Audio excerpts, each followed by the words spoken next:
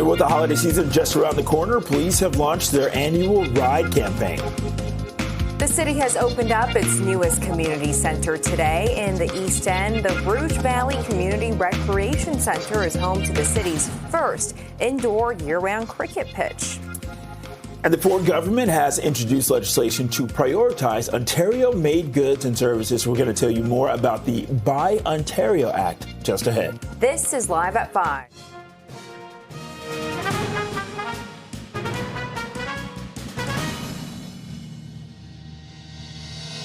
Good evening. I'm Bakari Savage. And I'm Sija Liu. Welcome to Live at 5. 3 people remain unaccounted for after a house fire in Brampton overnight that left 2 people dead and 4 people injured. For the very latest, let's go live to CP24. Steve Ryan. Steve.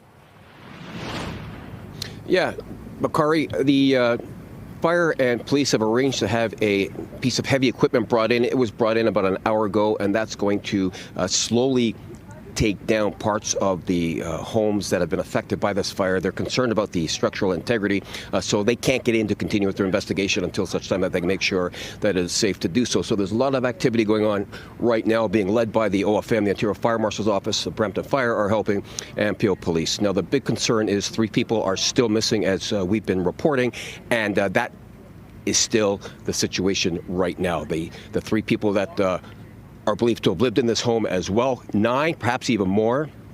2 died, 4 injured, 3 missing. This is the concern right now for investigators as they wait to find what has gone on with these 3 people who are unaccounted for. Here is reaction that we got earlier from Brampton Fire and from Peel Police. Let's listen to both. Right now we have 3 unaccounted for that we are working with the Office of the Fire Marshal and Priestley Excavation to slowly dismantle this unit to look for any other individuals that might be still inside. We are unable to locate them. It doesn't mean they're inside. It just means that we can't locate them at this point in time. I can report that we have a young child that is at Sick Kids right now. We have 2 adults that remain at local hospital and another at a trauma center. And the conditions are all still critical, with one, at least, the child, moving towards stable. So good thoughts are there from the medical team. Now, I'm joined by Nate. He lives in the area. He came down here to talk because he caught the mayor remarks earlier on today with regards to a lot of people living in a home here in this neighborhood.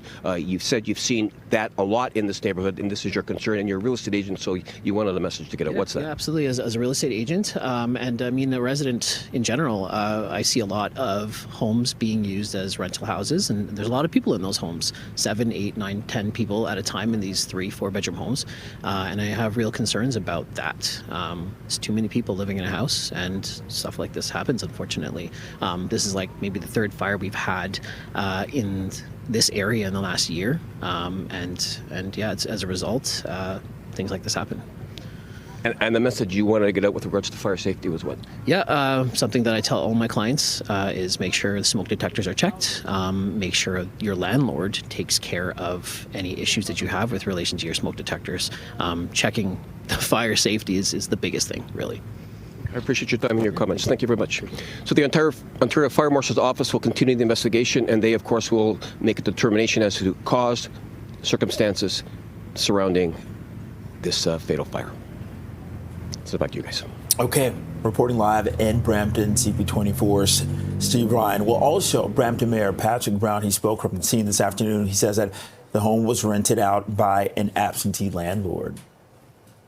It is still early days, and we'll know at a later date if there are failings to the Ontario Building Code or the Ontario Fire Code, but it speaks to why the city has had such a rigorous and aggressive clamp down on illegal units, because it creates, unfortunately, preventable tragedies. And this obviously is going to be investigated, but obviously as mayor, when I hear that investigations were refused. The entry was refused. It gives me great concern that unfortunately this is going to end up being one of those circumstances that could have been avoided. The Ontario Fire Marshal has been called in to investigate the cause and origin of the fire. Over to Hamilton now. An 83-year-old man is dead after he was struck in a crosswalk today. Police say the man was walking his dog when he was hit on Upper Ottawa Street and Anson Avenue just before 10 o'clock this morning. He died in the hospital. His dog was not hurt. The driver involved remained at the scene, and the police investigation continues. Well, 5 people were hurt when a vehicle struck a multi-vehicle collision. This was at Terminal 3 at Pearson Airport this morning. Peel police say 6 vehicles were involved in the crash just before 7 a.m. Police say it may have been caused by a medical episode. All 5 of the pedestrians who were hurt have minor injuries. 3 were taken to the hospital. 2 youths are injured after a stabbing in Oshawa. CP24 was over the scene. This is at Harmony Road and Coldstream Drive near Taunton. Durham police say that one victim was sent to hospital with serious injuries. The other victim is expected to be okay. A nearby Maxwell Heights Secondary School was placed on hold and secure while police investigated. No arrests have been made. And police are preparing to crack down on impaired driving with the holiday season just around the corner. The annual provincial festive ride campaign was launched today. Representatives from various Ontario police services and MAD Canada were on hand for the kickoff event at Toronto Police 32 Division. The Reduce Impaired Driving Everywhere initiative includes increased traffic enforcement. It's also meant to promote awareness and showcase the risks of driving while impaired by alcohol or drugs. The provincial ride launch reflects our collective approach to impaired driving and reinforces that we are united in our efforts to educate, raise awareness, and enforce safe driving practices. Impaired driving is 100% preventable, and together we will continue to do everything we can to stop it. We know that impaired driving is a public safety issue 365 days of the year. But as we head into the holiday season, many Canadians will be celebrating more often with family, friends, and coworkers. And as Canadians, we have a lot to celebrate, but we must all make a choice to do so responsibly. And Toronto police say that officers have already charged more than 1,000 people for impaired driving so far this year. Well, it's 5:07. Let's check in on the commute with CP24 traffic specialist Adjoa Nsia Yeboah. Adjoa, how are the roads looking? Well, CJ, very, very slow going. Major problems that were happening on the southbound 400 persist. So southbound 400 will start there with this issue. Southbound 400 just approaching the 401 was a collision. It's still here now, just the right lane and shoulder blocked involving a transport truck. So if you're on the southbound side of things, that delay does extend from Finch on the 400. Looking for an alternative? It's rush hour, so everywhere is slow. But if you need one, Jane Weston Road are moving a wee bit better than the southbound lanes of the 400. 401, it is a crawl. Nothing but a sea of brake lights as you navigate across the top of the city. The good news, all earlier issues have cleared. And it'll keep the good news rolling. Getting better now on the Toronto-bound lanes of the QEW through Erin Mills Parkway. Had a collision. It was in the left lane. The problem's cleared. On city streets, brand new collision on Eglinton and Rural York as well. We are still dealing with the closure of Winchester, shut down between Simcoe and Thornton following a collision investigation. I'll send it back to you. This CP24 traffic report is brought to you by 407 ETR. Enjoy the journey with a stress-free commute. It's 5:08, 4 degrees. This is Live at 5. There's a new community center open for people living in the city's East End. We'll take you there after the break.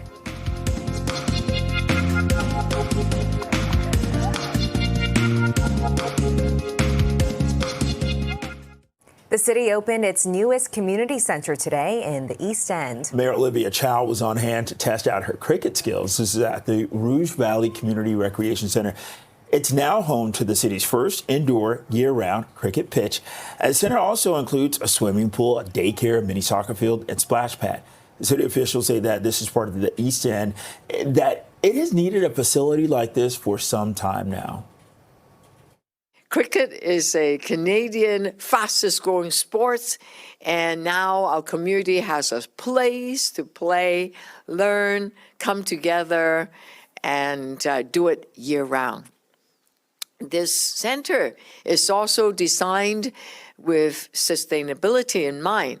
It has the city's first net zero community aquatic facility, and it relied on electricity completely coming from solar panels and heat pumps. This community center is located in Morningside Heights, and Morningside Heights was only recently recognized as a neighborhood by the city. It's been around for 25 years, and there was a very strong need for a community space. Lots of houses have been built around, and we didn't have a community space for the community to come and gather. So it's beautiful to see this community center being open to support community well-being, active living, and social connection. And it's a important thing for our community because a lot of our young people, many of them were born in the neighborhood, have been looking for a space that they can call as an extension of their home. The new facility is located at Joyce Trimmer Park at Shepherd and Collins Road, just east of Morningside. The battle over York Region's new recycling system continues. Yeah, mayors of the 6 northern municipalities in York, they're pushing back against a plan to have a universal blues bin size. This as part of the transition to a new recycling program in January. So the organization, Circular Materials, is set on to take on all recycling responsibilities across Ontario. Mayors say that some residents may struggle with large bins. They want options, but say that there's no firm commitment from Circular Materials to offer them. And prices in Cottage Country's recreational property market, they are expected to go up over the next year. This is thanks to renewed activity and improved buyer confidence. That's according to Royal LePage's 2025 Winter Recreational Property Report released today. It predicts the median price of a single-family detached home in southern Georgian Bay will increase by 7% year over year. Last winter's snow also is drawing buyers interested in skiing, snowmobiling, and resort offerings. The report says while recreational buyers tend to be less interest rate sensitive than those in the residential market, the recent rate cuts have boosted buying power for many, motivating more to make the purchase. While new data shows many Canadians are continuing to avoid traveling south of the border as relationships with the U.S. remain strained. Yeah, Statistics Canada says that the number of return trips from America by Canadian residents in September, it was down nearly 31% compared to last year. There were 1.6 million return trips by car, which was an almost 34% drop year over year. However, the number of return trips from abroad in general fell more than 22% compared to 2024. And Liberal MP Chrystia Freeland is moving to England. This is after accepting a role to run the charity offering students a chance to study at her alma mater, Oxford University. Freeland, who represents University Rosedale, has been appointed CEO of Rhodes Trust and Warden of Rhodes House beginning July 1st of next year. Freeland has not announced plans to resign as Member of Parliament. She stepped down from Prime Minister Mark Carney's cabinet in September to take on a special role representing the government on matters related to Ukraine. The first formal but preliminary report on the deadly UPS plane crash in Kentucky earlier this month has been released. 3 pilots and 11 people on the ground, they were all killed when the cargo plane went down just after takeoff. Black box data shows it only got 9 meters off the ground before crashing into an oil recycling facility. Federal investigators say that they have found evidence of cracks in the left wing's engine mount. Now, the plane needed to complete 7,000 more flights before it was due for a detailed inspection of engine mount parts. And experts say that the FAA will likely now look at whether inspection timeframes need to be adjusted. And UPS has grounded its fleet of MD-11 planes, that's just like the one that crashed. Pending the full investigation, it's using other aircraft during the busy holiday season. And taking a look around the world towards the Middle East, hospital officials say at least 5 people were killed following a pair of Israeli strikes on a city in southern Gaza. Israel says it carried out the strikes after its soldiers came under fire in the area. No troops were killed, and Hamas has denied firing on them. The death toll from the airstrikes in the Palestinian territory over a roughly 12-hour period has risen to 33. The strikes have been some of the deadliest since the U.S.-brokered ceasefire came into effect last month. There's more controversy surrounding Asian e-commerce giant Shein. A new report finds that clothes sold by the company contain dangerous levels of chemicals that far exceed EU regulations. So Greenpeace Germany sent 56 items for testing, and they found that 18 of them contained high levels of harmful chemicals. And Greenpeace sounded the alarm, saying that the substances especially affect workers and the environment where the items are produced. But customers are also exposed to the chemicals through skin contact and also breathing in fibers. It also raises concerns about substances entering rivers, soil, and the food chain. when the clothes are washed or disposed of. A spokesperson for Shein says the items are going to be withdrawn from its marketplace as soon as it can as a precaution. But the Ford government introduced legislation today aiming to put Ontario first when it comes to goods and services purchased by public sector organizations. And for more on what's being called the Buy Ontario Act, let's go live to CTV's Queen's Park Bureau Chief Siobhan Morris. Siobhan, this is happening as relationships with the U.S. are still strained with the tariffs. Very much so. This is something that Doug Ford has been talking about for months now. The Premier, you'll remember, focused the election campaign in the winter around this message of Protect Ontario. And so they're really pushing that to the front here. The idea is to prioritize, whenever possible, Ontario goods and Ontario services. If those aren't available or if they don't make sense for the project, be it for a timeline or the cost, well, then suppliers can look to Canadian options. It's only after all those options have been exhausted that they'll be allowed to look outside the country. This is something that the government says they want to continue to talk about. This will start initially with the province, so provincial ministries, agencies, boards, but that affects things like hospitals and school boards as well. The next phase then will be bringing in the municipal level. There'll be some consultations about how best to affect this. We know that municipalities, a lot of them, have already started this discussion, the ball rolling, and are already prioritizing some of these things, but this act will enshrine that policy, making it law.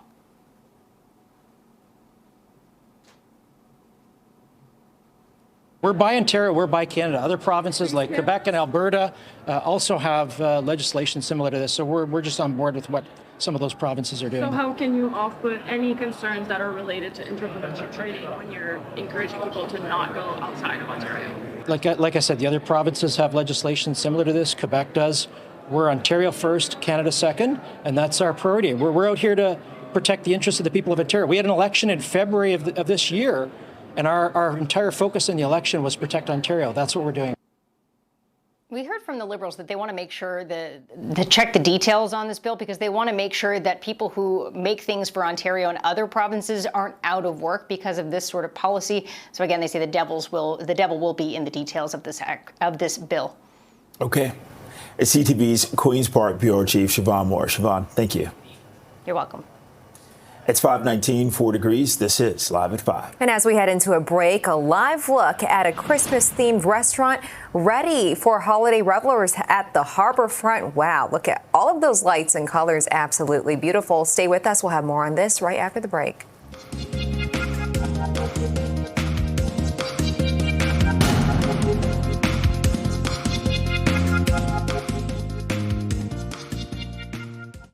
An all-ages pop-up Christmas restaurant and bar is opening today at the Harborfront. All right, so here's a live look at Miracle Toronto. This is located at Boxcar Social. It's at 235 Queens Quay West. It's just near the waterfront skating rink. It's decked out in wall-to-wall holiday decor. It features festive-themed cocktails along with food and visits by Santa and photos. Now, there's also a Christmas tree market, and $1 from every cocktail is going to be donated to Nellie's Shelter. Miracle Toronto is open until the end of December. Well, Christmas is in full swing at St. Lawrence Market. Market Street has been transformed into a festive winter wonderland with cozy wooden huts and plenty of vendors selling all sorts of arts, crafts, and food. This is the second year of the winter market at St. Lawrence with all sorts of activities planned in the lead up to Christmas. We have a new feature zone that will be open Fridays through Sundays just outside of the temporary tent located at 125 the Esplanade. This zone will be rotating many free features. We're going to have a carousel for the opening weekend.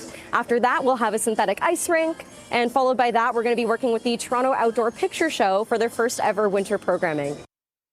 At the St. Lawrence Winter Market, it's on Thursdays through Sundays each week until December 22nd. But right now it's 5:22, 4 degrees. This is Live at 5. Today is an international day to remember those who have been murdered as a result of transphobia. We'll tell you what is happening here to mark the day just ahead.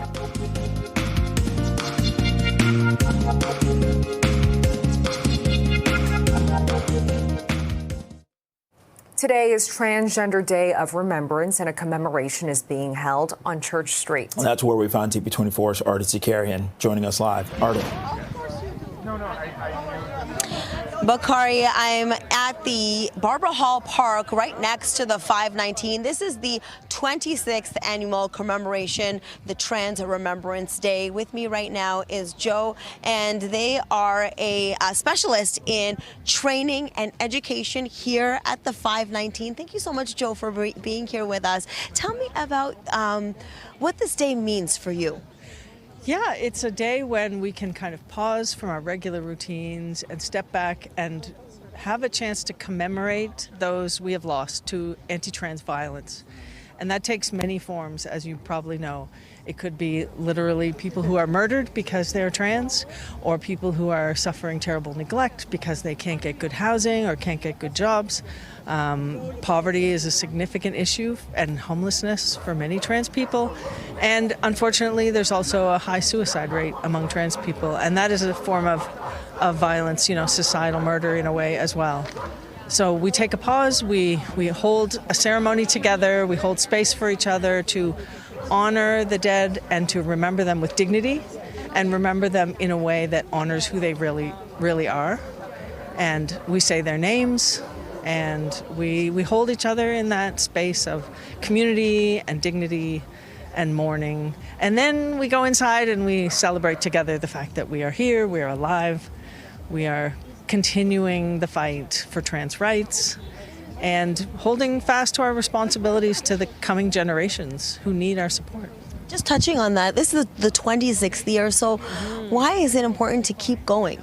Because trans people continue to be killed by anti-trans violence, by legislation that is hateful, that deprives trans people of their right to affirming health care, that deprives people of their right to feel dignity and participation in and inclusion in our society. So as long as there's anti-trans violence and transphobia and trans people are excluded and discriminated against, we will continue to need to hold this ceremony. Thank you so much for this, Joe. We really appreciate it. And the ceremony will begin starting at 6 o'clock. There will also be a candlelight vigil today. Back to you guys in the newsroom. Okay, some very important conversations. Thanks so much, Arda. It's 5:28, 4 degrees. You're watching Live at 5. An overnight house fire in Brampton leaves 2 dead, injuring 4. 3 are unaccounted for. We're going to have more on this just ahead.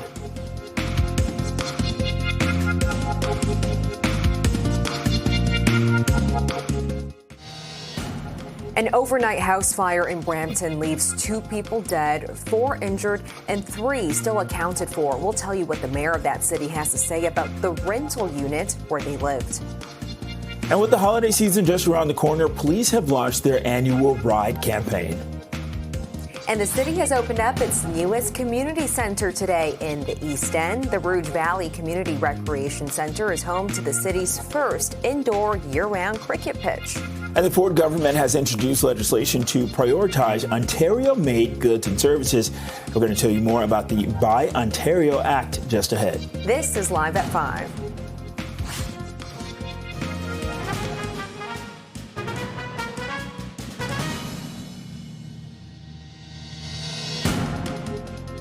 Good evening. I'm Sijal Liu. I'm Bakari Savage. Welcome to Live at 5.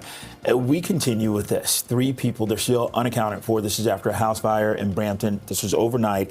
It killed 2 people. 4 are injured. And for the very latest, let's go live to CP24's Steve Ryan, who joins us from the scene. Steve, what's the investigation like right now with people still unaccounted for? There are, CJ and Bakari, there are still 3 people unaccounted for. A very active scene here on Banna's Way in Brampton. Fire and police have arranged for heavy equipment to come into this location.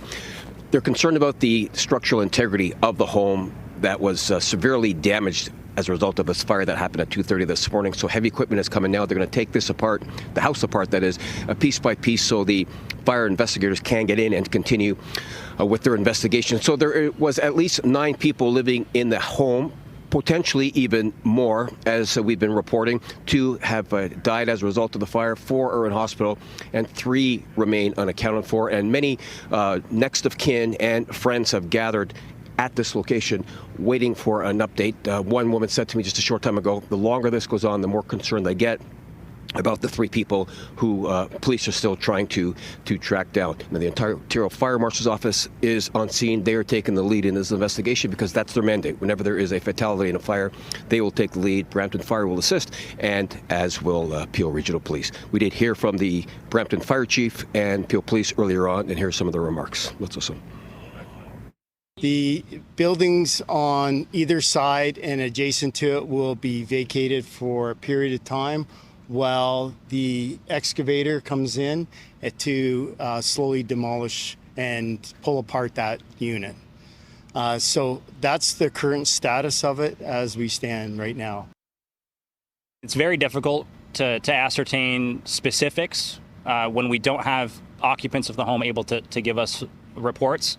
So we believe that there are 11 individuals associated to the structure in total. 9 of which being a multi-generational family, and 2 potentially associated to a subunit in the structure, but that's not confirmed yet. So we've got potentially 3 people unaccounted for that may be in the residence. We just don't know yet.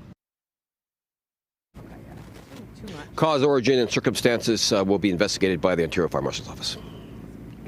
Okay, Steve Ryan reporting live from the scene. Thanks so much for that.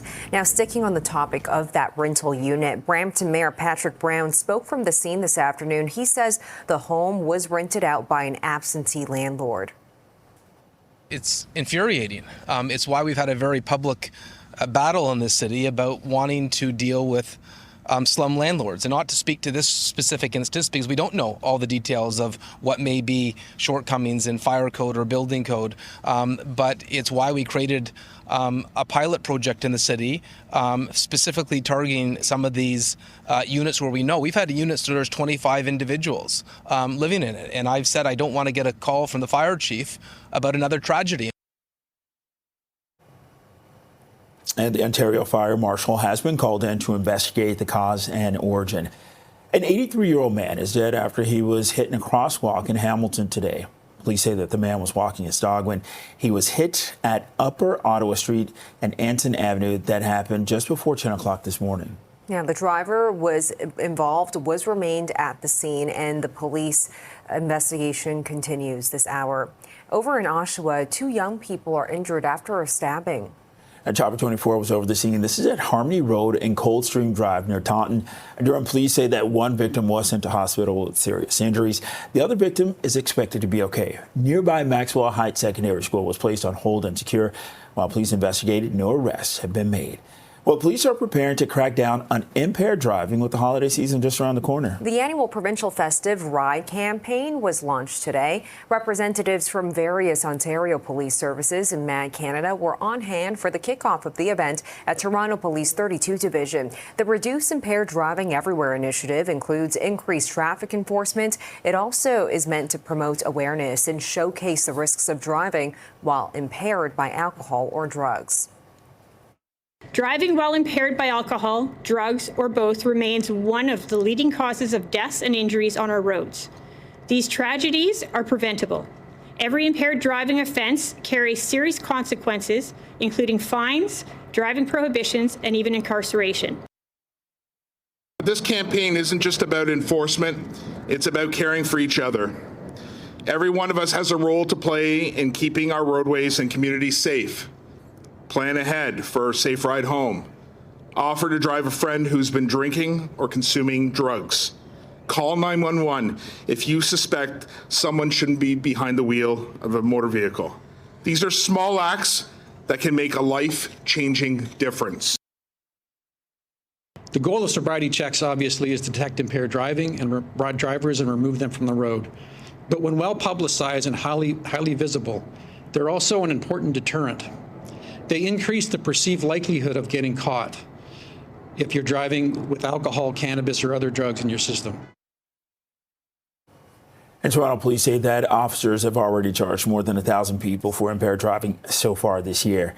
Well, it is now 5:36. Let's get a check on the evening commute with CP24 traffic specialist Adjoa and Sia Bra. Good evening, Adj. Oh, good evening, Bakari and Sija. Now watching problems that were really impacting the drive that just cleared. So a bit of good news if you're a commuter on the southbound lanes of the 427 trying to get onto the ramp to the 409. It's moving so much better than it was about 10 minutes ago. There was a pretty serious collision blocking the right lane and only one lane was getting by, but it did clear. Had a peek at the northbound 427. Slow off the Gardner, continue slow up towards Derry Rexdale, but no live lane issues. We still have problems southbound on the 400 on the approach to the 401. Stalled truck off to the side, but MTO cruiser blocking that right lane.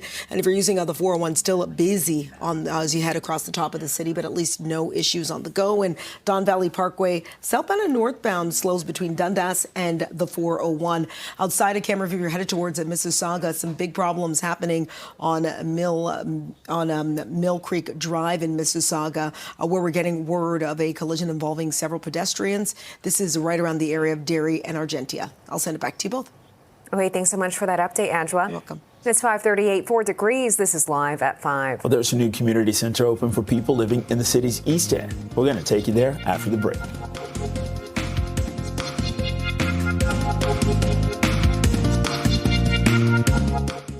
The city opened its newest community center today. It's in the East End. Mayor Olivia Chow was on hand to test out her cricket skills at the Rouge Valley Community Recreation Center. It's home now to the city's first indoor year-round cricket pitch. The center also includes a swimming pool, daycare, mini soccer field, and splash pad. City officials say this is part of the East End that has needed a facility like this for quite some time now. It was through town halls, through survey, focus groups, and all the Scarborough residents' ideas are now reflected in both the park and the community center. So today is a celebration of the results, and we wanted to bring all of them back in and say, aha, I proposed this, and look, we have it. The original design, when it came, did not have the aquatic facility and the indoor cricket. So we as community pushed together, and I was fortunate to be at council to say, you know, cricket is a fast-growing sport, and half the year we are not able to play because of weather. Indoor facilities are critical, and so to see that behind me and to have an aquatic space for communities who don't actually have pools in their backyard. And so it's important to have swimming a perfect opportunity for them to have fitness, but also it's a life-saving skill that our children need to have. The new facility is located in Joyce Tremor Park. This is at Shepherd and Conlins Road, just east of Morningside. Well, the battle over York Region's new recycling system continues. Mayors of the 6 northern municipalities in York are pushing back against the plan to have a universal blue bin size as part of the transition to a new recycling program in January. The organization Circular Materials is set to take on all recycling responsibilities across Ontario. Mayors say some residents may struggle with large bins. They want options, but say there is no firm commitment from Circular Materials to offer them. The Ford government has introduced legislation to prioritize Ontario-made goods and services in its procurement process. The Buy Ontario Act is a response to U.S. tariffs. CTV News has learned that it'll mandate that Ontario-made goods and services come first, with Canadian-made second. The legislation would apply to all Ontario ministries, organizations, agencies, and the broader public sector. Municipalities, contractors, and subcontractors would also be covered. Breaking the rules could result in fines. The first part is going to affect the public sector and the broader public sector. The second component will be doing consultations, and you'll be seeing further implementation through municipalities, which have not been subject to any legislation with Buy Ontario, Buy Canada. Now, municipalities, for the most part, have been supportive, and I think we're going to see through the consultative process that they will be on board with this legislation. But it is critical because municipalities play a key role in infrastructure in this province. So we're looking forward to that. The government says it's working to establish vendor lists for provincial infrastructure and procurement processes featuring Ontario and Canadian suppliers. While prices in cottage country's recreational property markets are expected to increase over the next year, that's thanks to renewed activity and improved buyer confidence. That's according to Royal LePage's 2025 Winter Recreational Property Report released today. It predicts that the median price of a single-family detached home in southern Georgia Bay That is going to go up by 7% year over year. Last winter's snow also is drawing buyers interested in skiing, snowmobiling, and resort offerings. The report says that while recreational buyers tend to be less interest rate sensitive than those in the residential market, the recent rate cuts have boosted buying power for many, motivating more to make a purchase. And new data shows that many Canadians are continuing to avoid traveling south of the border as relations with the U.S. remain strained. Statistics Canada says the number of return trips from America by Canadian residents in September was down nearly 31% compared to last year. There were 1.6 million return trips by car, which was an almost 34% drop year over year. However, the number of return trips from abroad in general fell more than 22% compared to 2024. Liberal MP Chrystia Freeland is moving to England after accepting a role to run the charity offering students a chance to study at her alma mater, Oxford University. Freeland, who represents University Rosedale, has been appointed CEO of the Rhodes Trust and Warden of Rhodes House beginning July 1st of next year. So Freeland has not announced plans to resign as a member of Parliament. She stepped down from Prime Minister Mark Carney's cabinet in September to take on a special role representing the government on matters related to Ukraine. Okay, looking at the U.S., President Donald Trump accused half a dozen Democrats, all Army veterans and members of the intelligence community, of sedition. He posted that they should be put to death over a video they released calling on military members to defy what they call illegal orders. The 90-second video features the lawmakers speaking directly to service members, acknowledging the pressure they're under and reminding them that Americans expect them to stand up for their laws and the Constitution. Trump says the video is dangerous for the country. A funeral was held today in Washington for the former Vice President Dick Cheney. Yeah, a packed Washington, D.C. cathedral looked on as his casket was brought in. And Cheney served for 2 terms as vice president under former President George W. Bush. Cheney died last week at the age of 84 due to complications of pneumonia and heart disease. Bush paid tribute to him at today's service. 25 years ago, I had a big choice to make, a big job to fill. I want to know all my options, so I enlisted the help of a distinguished former White House Chief of Staff and Secretary of Defense to lead my search for running mate. Dick Cheney and I went through the files name by name. We talked over the various qualities I was looking for in a vice president: preparedness, mature judgment, rectitude, and loyalty. Above all, I wanted someone with the ability to step into the presidency without getting distracted by the ambition to seek it. After weeks of these meetings, I began to have a thought I could not shake. I realized the best choice for the vice president was the man sitting right in front of me. While it was a who's who of political heavyweights in attendance today, President Donald Trump and Vice President J.D. Vance were not invited. The first formal but preliminary report on the deadly UPS crash in Kentucky earlier this month has been released. 3 pilots and 11 people on the ground died when the cargo plane went down just after takeoff. Black box data shows it only got 9 meters off the ground before crashing into an oil recycling facility. Federal investigators say that they have found evidence of cracks in the left wing's engine mount. Now, the plane needed to complete 7,000 more flights before it was due for a detailed inspection of engine mount parts. Experts say that the FAA will likely now look at whether inspection timeframes need to be adjusted. And UPS has grounded its fleet of MD-11 planes, just like the one that crashed, pending the full investigation, and is using other aircraft during the busy holiday season. And hospital officials, they say that at least 5 people were killed following a pair of Israeli airstrikes on a city in southern Gaza. Israel says it carried out the airstrikes after its soldiers came under fire in the area. No troops were killed, and Hamas has denied firing on them. The death toll from airstrikes in the Palestinian territory over a roughly 12-hour period has risen to 33. The strikes have been some of the deadliest since a U.S. brokered ceasefire came into effect last month. There's more controversy surrounding Asian e-commerce giant Shein. Yeah, a new report finds that clothes sold by the company contain dangerous levels of chemicals that far exceed EU regulations. Greenpeace Germany sent 56 items for testing. They found that 18 of them contained high levels of harmful chemicals. Greenpeace sounded the alarm, saying that the substances especially affect workers and the environment where the items are produced. but consumers are also exposed to the chemicals through skin contact and breathing in fibers. It also raises concerns about the substances entering rivers, soil, and the food chain when the clothes are washed or disposed of. A spokesperson for Shein says that the items will be withdrawn from its marketplace as a precaution. Right now it's 5:49, 4 degrees. This is Live at 5. Today is an international day to remember those who have been murdered as a result of transphobia. We'll tell you what's happening here in the city to mark the day just ahead.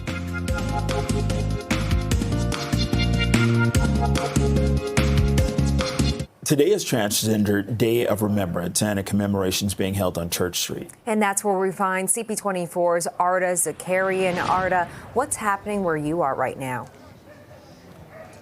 Well, I'm standing in Barbara Hall Park. There's a tent that's erected right behind me. This is where the commemoration is going to happen. There's a group gathered as well. It all gets underway at 6 o'clock. But with me right now is Julissa. She is the Community Wellbeing Programs Coordinator here at the 519. Did I get that right? Yes, you did. Amazing. Thank you. Practiced a little bit. So tell me about today and this somber occasion and what that means for you.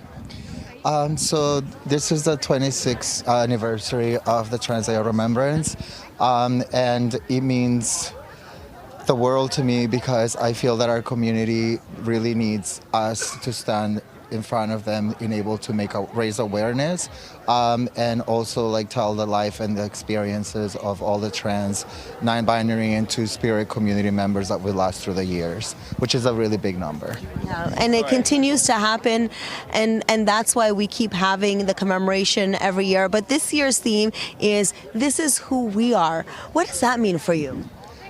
So in a personal level, I think that it's great for me to express myself as a trans person and to say we're here and we all deserve equality. And I think that it's a really way of also representing and showing and displaying our community and raising awareness. And we have a group that's gathered here, and it's not just a commemoration. There's also a number of other things that are happening tonight, like a candlelight vigil. Can you tell me a little bit more about that?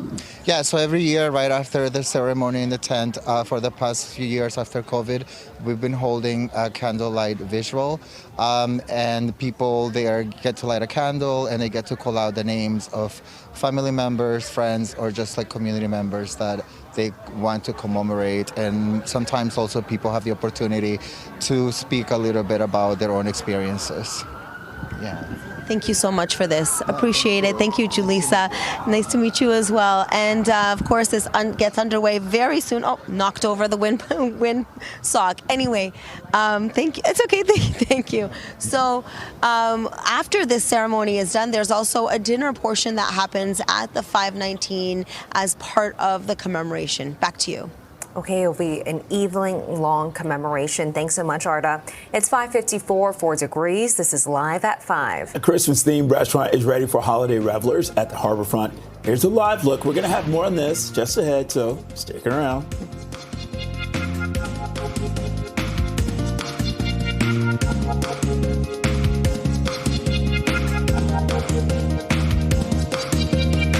An all-ages pop-up Christmas restaurant and bar. It's opening today at Harborfront.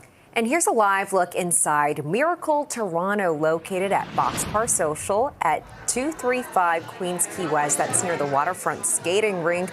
Take a look at all these colors. It is decked out wall to wall in holiday decor, features festive themed cocktails and food, along with visits by Santa with photos. There's also a Christmas tree market, and get this, $1 from every cocktail will be donated to Nellie Shelter. Miracle Toronto is open all the way until the end of December. And Christmas is also in full swing over at the St. Lawrence Market. Yeah, Market Street has been transformed into a festive winter wonderland with cozy wooden huts and plenty of vendors selling all sorts of arts, crafts, and food. This is the second year of the winter market at St. Lawrence, with all sorts of activities planned in the lead up to Christmas. You can expect a variety of food, handmade goods. We're really here to celebrate local makers and chefs and businesses in the neighborhood. So you can expect some familiar favorites from the St. Lawrence Market, as well as some other additional vendors who have joined us this year. Well, a museum in Paris has unveiled a wax sculpture of Diana, Princess of Wales, on the 30th anniversary of her notorious BBC Panorama interview. The sculpture is dressed in one of Diana's most talked about outfits, the so-called revenge dress that she wore to a party in 1994. In the 1995 interview, Diana said that her marriage to then Prince Charles had failed because he was still in love with Camilla Parker Bowles. Right now it's 5:59, 4 degrees. This is Toronto's Breaking News, CP24. Thanks so much for joining us this hour. Stay with us. CTV News at 6 is next.